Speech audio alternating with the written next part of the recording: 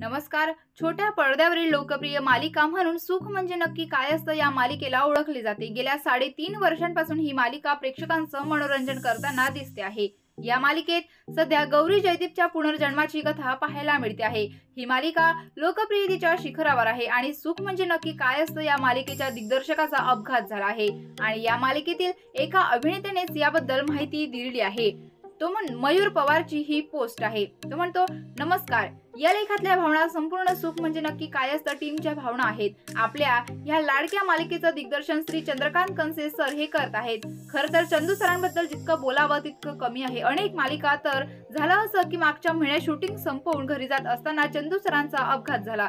सरांना 4 आठवडे bed rest सांगितली. चंदू सरांचं कामाबद्दल इतकं कमालीचं डेडिकेशन आहे की ते कधी सेटवर असताना सुद्धा बसत नाहीत. सीन कसा चांगला होईल या किंवा लिहून आलेल्या सीन मधून आपण काय अजून करू शकतो या विचारात ते सेटवर सतत एरझाऱ्या घालत असतात. चंदू सरांच्या अनुपस्थितीत शशी सरांनी अत्यंत उत्तम पद्धतीने सेट हाताळला आणि सर्व कलाकारांना हाताशी धरून मालिकेचं शूटिंग तितक्याच जोमात सुरू ठेवलं. या दरम्यान एक प्रोमो शूट करायचा होता जो खूपच महत्वाचा होता.